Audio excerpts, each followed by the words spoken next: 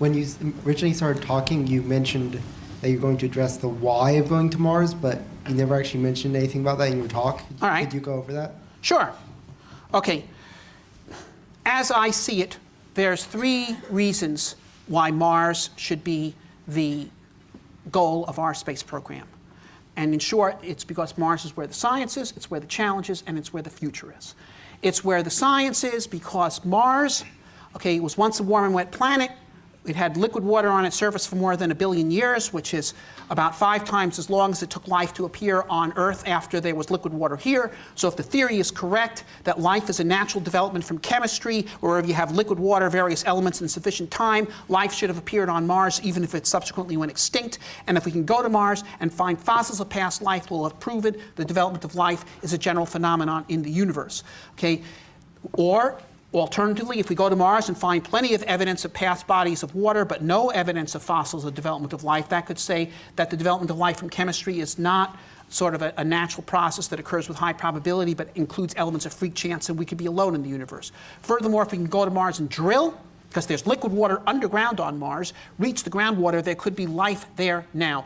And if we can get hold of that and look at it and examine its biological structure and biochemistry, we could find out if life as it exists on Mars is the same as Earth life, because all Earth life at the biochemical level is the same. We all use the same amino acids, the same method of replicating and transmitting information, RNA, DNA, all that.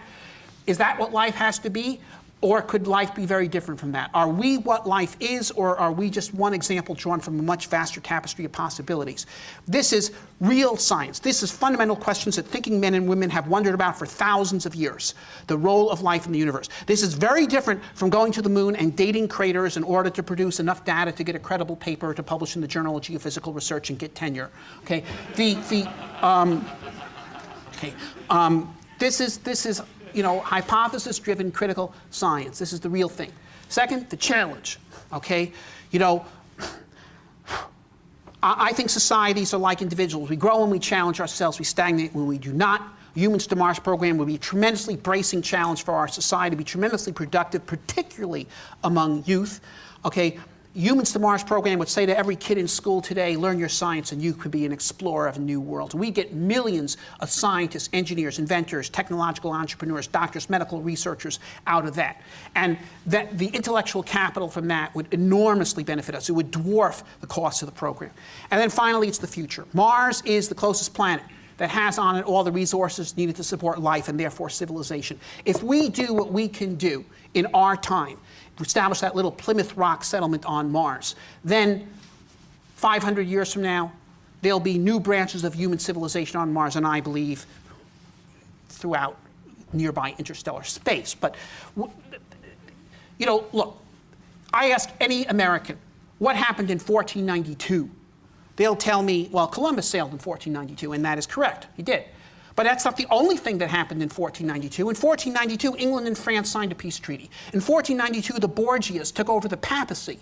In 1492, Lorenzo de' Medici, the richest man in the world, died. Okay, a lot of things happened. If there had been newspapers in 1492, which there weren't, but if there had, those would have been the headlines, not this Italian weaver's son taking a bunch of ships and sailing off to nowhere. Okay, but Columbus is what we remember, not the Borgias taking over the papacy. Okay, well, 500 years from now, people are not going to remember which faction came out on top in Iraq, or Syria, or whatever, and and who was in and who was out, but they will remember what we do to make their civilization possible. Okay, so this is the most important thing we could do. Most important thing we could do in this time. And if you have it in your power to do something great and important and wonderful, then you should.